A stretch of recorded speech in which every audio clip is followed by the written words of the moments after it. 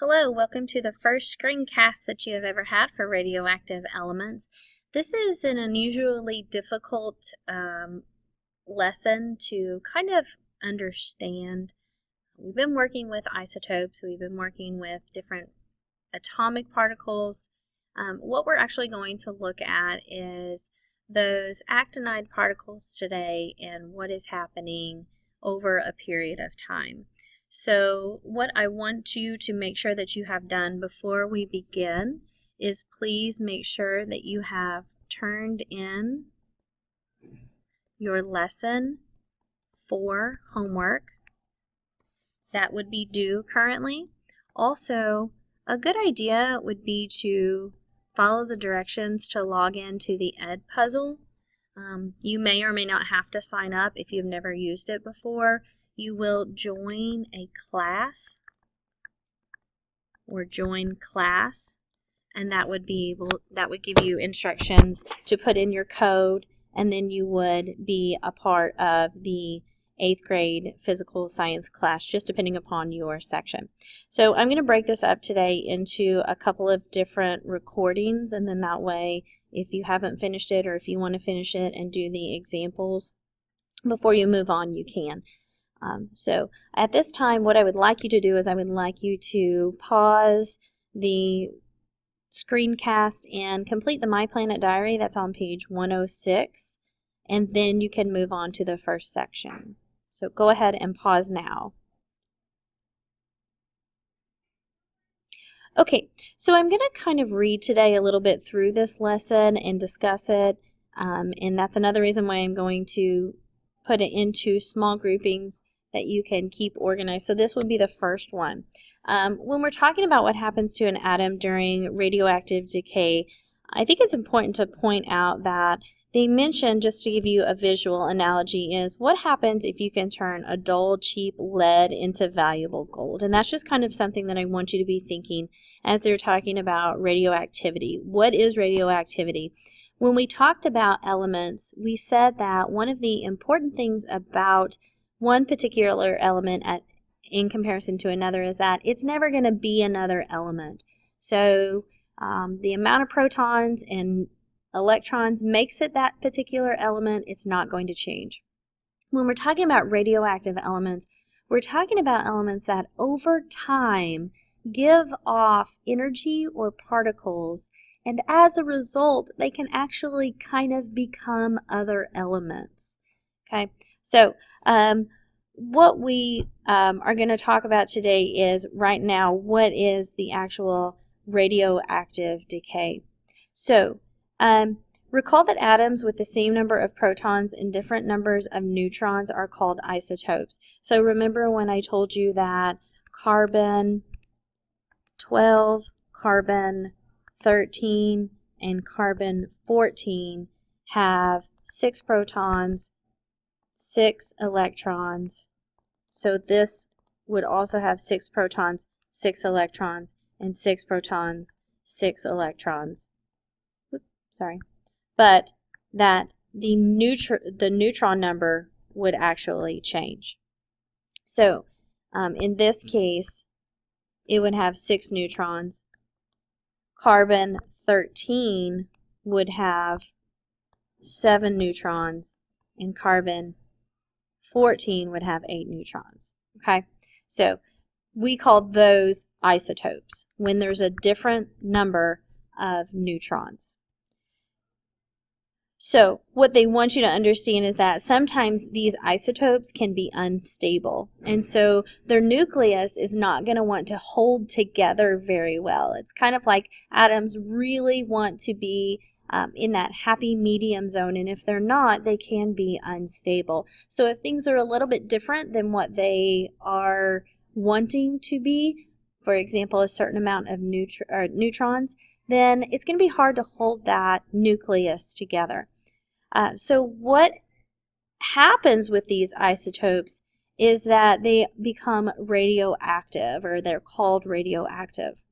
And what happens in radioactive decay is that over time, the nucleus of an isotope releases fast-moving particles of energy. So just think about that atom over time, over a period of just depending upon how unstable the atom is, it can release particles.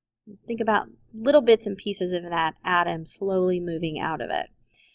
So what ends up happening is that the atom itself, the identity, changes. So if carbon was radioactive, it could have the characteristics of another atom or element, such as hydrogen or helium over. So radioactive decay is an example of a type of nuclear reaction. You'll learn a little bit more about nuclear reactions when we start talking in the spring about different types of waves, but one thing that you want to know is that fission is the splitting apart, and fusion is the joining together of the nucleus of an atom. So what they're able to do in those situations is to either split apart nuclei or to join it together, and they give those two titles to them. So when we do that, we can turn elements into other elements. Like I said, that would be like changing carbon into boron or something like that. But they're not unstable. So what we are referring to mostly is those actinides when we are talking about that. I'm not worried so much in this figure 1 here. I would just make sure that you've reviewed exactly what causes or what happens when an isotope is unstable, and the fact that if it is radioactive,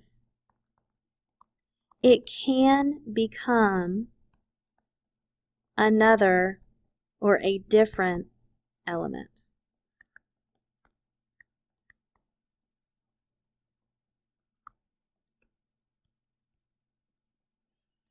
So the history of radioactive decay kind of centers around Madame Curie. Basically, they accidentally ran into radioactive decay. So this French scientist here observed that when a mineral containing uranium was exposed to sunlight, it gave off an energy that could fog a photographic film plate. Basically, be thinking that that radiation came off of the element and it actually had physical characteristics onto a fog plate.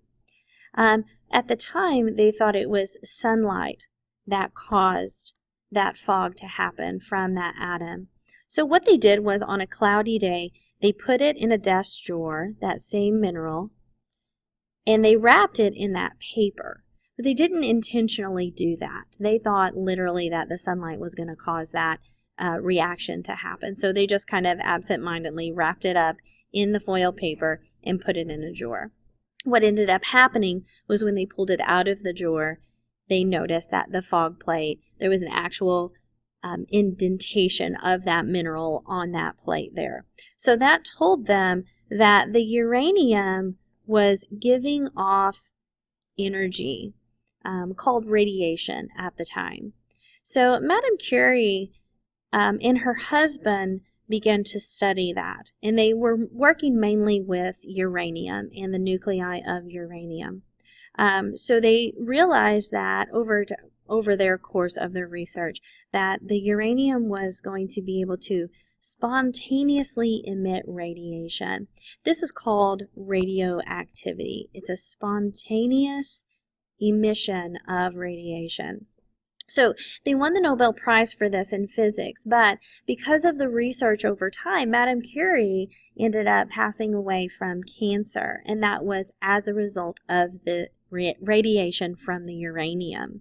So it was pretty interesting whenever you look at these scientists back in history that maybe were researching things that they didn't understand the negative effects from and how it affected them. At this time, what I would like you to do is to complete the Assess Your Understanding. If you need to pause that, you can.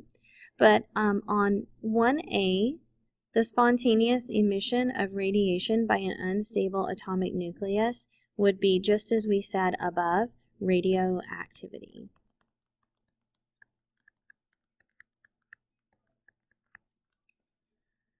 And what caused the fogging of the photographic plates to be observed? That would be the energy that was given off.